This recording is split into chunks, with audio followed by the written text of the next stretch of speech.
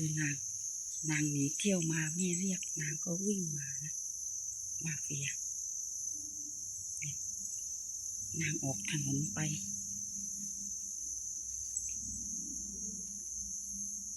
ดีนะแม่เห็นแล้วก็รีบเรียกมาเนี่ยร้ายมาเฟียนี่มันร้ายมาก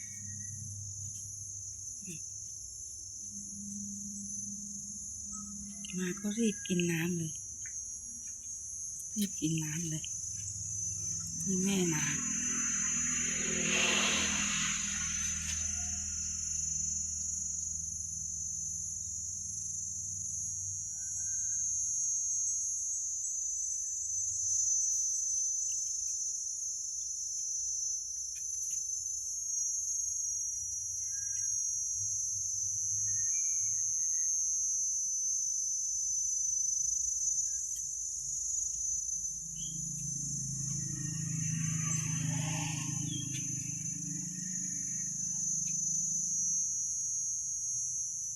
กินน้ำนี่คุณยายแต่งตัว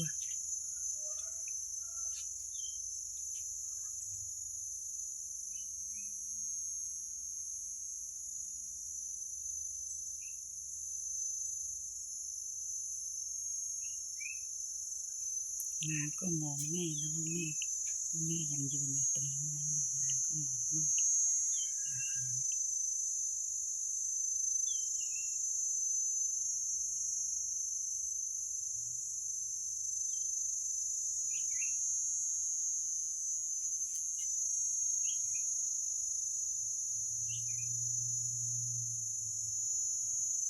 ดูว่านางจะไปไหนต่อนู่น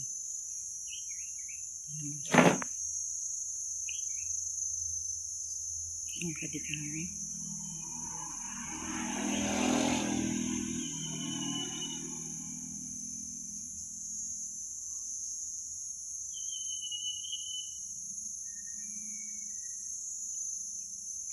กระดิกหาง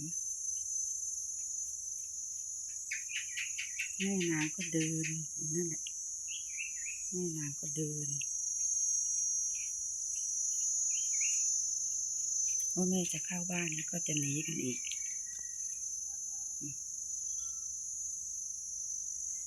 นอนทำไม่รู้ไม่ชี้นะนอนทำเป็นเด็กดีอ่ะทำไม่รู้ไม่ชี้จากหนีเที่ยวมานอนกระดิกหาง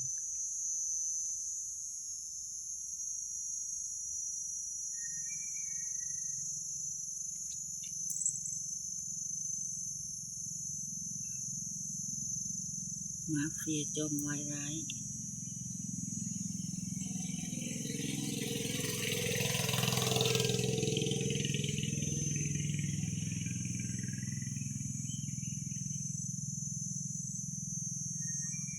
นางหงุดหงิดแม่นะเนี่ยแม่เฝ้านางหงุดหงิดนะนางไม่ชอบนะแม่นางก็เดินมา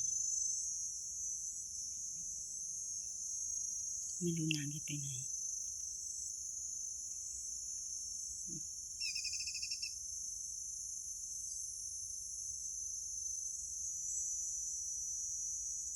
เด็กหน้าแมว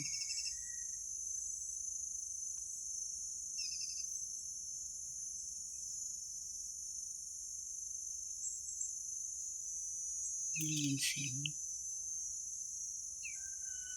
แม่นางได้ยินเสียงแม่นางกระโดดจะไปไหนอีกไม่รู้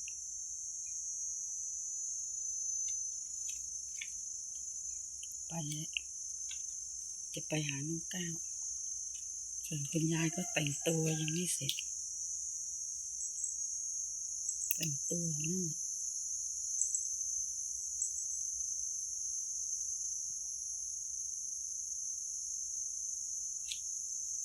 แม่นางก็แต่งตัว